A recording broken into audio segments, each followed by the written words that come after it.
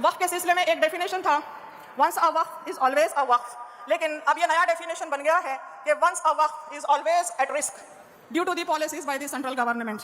اور ایک لفظ انہوں نے استعمال کیا ہے مینجمنٹ، اور کام کر رہے ہیں مس مینجمنٹ کا. انہوں نے سیکشن 40 کو نکال دیا ہے جس کے تحت وقف بورڈز اوقاف کی حفاظت کرتے تھے، ناجائز قبضوں کو ہٹانے کی کوشش کرتے تھے، پولیس ڈپارٹمنٹ کی مدد لیتے تھے، لیکن اب اوقاف پر قبضہ ہو جائے تو وقف بورڈز بے اختیار ہو گئے. یہ ٹوٹل مس مینجمنٹ کی طرف جائے گا. اس طرح سے انہوں نے سروے کمشنر کو ہٹا دیا اور کلیکٹر کو اس کی جگہ رکھ دیا، بلکہ اسے بڑا بنا دیا. وہ ایک جج کی طرح فیصلہ کرے گا کہ کون سی زمینیں سرکار کی ہیں، کون سی وقف کی ہیں، کون سی ان کے قبضے کے قابل ہیں، کون سی زمینیں جائیدادیں زیادہ ٹیکس دیں گی وہ اوقاف کی نہیں رہیں گی بلکہ سرکاری ہو جائیں گی. اس طرح کے فیصلے کلیکٹر کرے گا. اس کو امپاور کیا گیا. اس طرح سے مس مینجمنٹ کیا جا رہا ہے.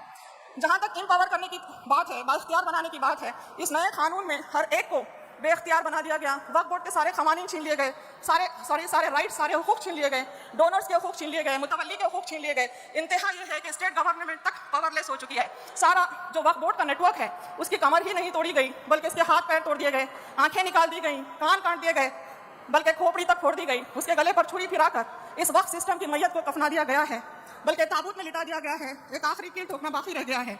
انہانسمنٹ کہتے ہیں کہ وہ آمدنی میں اضافہ کریں گے، لیکن ایک ترمیم کے حساب سے جو وقت کی زائد آمدنی ہے، سرپلس انکم ہے، وہ اب بینیفیشریز کو نہیں جائے گی، غریبوں میں، یتیموں میں، محتاجوں میں تقسیم نہیں ہوگی، بلکہ سرپلس انکم فی الوقت نئے قانون کے حساب سے ساری کی ساری مرکزی حکومت کو جائے گی.